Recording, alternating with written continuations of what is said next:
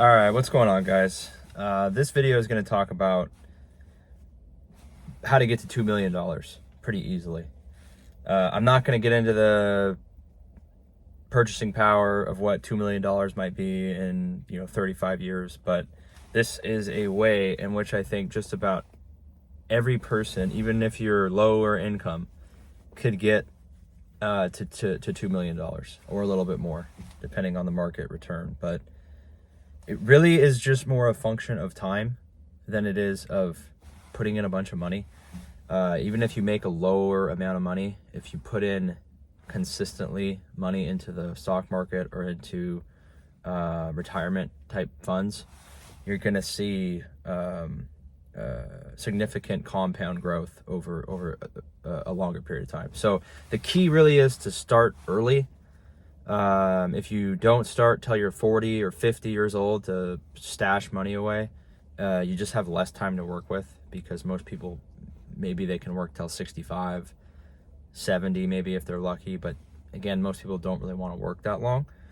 So the biggest thing is just starting early. And a problem is there's no education with it in public schools. Colleges don't really cover it. There's no real personal finance classes on how saving just a small amount of money when you're young can really add up for you and make a difference as you get older. At least when I went to school. So, 5-10 years ago, when I was in college and high school, there was still no classes on this. None of the teachers understood it. I mean, all the teachers for the most part were pretty low income themselves, or not incredibly high income. They weren't really business people. But here's the math, and I'll try to include it's a future value calculator. You can plug in any money you want. There's 4 variables. There is a factor called N, which is your period, how many years. Okay, there is a starting amount, which in this case I'm putting as $0. So I'm assuming that you have $0. Everyone has $0. There is a periodic investment. So how much money are you going to put in per period? Okay, so that in this case it's per year. N equals 1 year. How much money are you going to put in on a yearly basis? And then there's an interest rate. I'm assuming an 8% interest rate over 30 years. It could be less than that.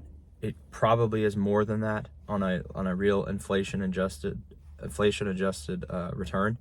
But 8%, you could put 7, you could put 6, you could put 10.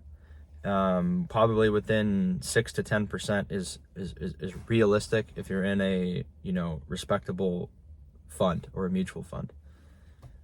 I put 8%. I think that's realistic. So 30 years, right? Or 35 years is what I'm going to put in. So starting at 25 years, if you contribute $1,000 a month, which is $12,000 a year, okay? So if you start at 25 and you contribute $12,000 a year until you're 60 years old, so 35 years of contributing at $1,000 a month or $12,000 a year, and you get an 8% interest rate, you'll have $2.1 million in 35 years. That's if you just put in $1,000 a month. Now I know that sounds maybe like a lot, but it's really not that much. $12,000 a year, if you really think about what type of difference or impact that can have as you get older, that's a pretty achievable goal. I know people have to pay rent. I know they have to make payments on bills, on car payments, on utilities, cell phone bills, Wi-Fi, car insurance. I have the most basic car insurance. It just went up like 10 to 15%. Never been in an accident, never made a claim. So I get it. The cost of everything just keep going up much faster than most people. Like, did I get a 10 or 15% raise in the last 6 months? Because I pay my insurance every 6 months.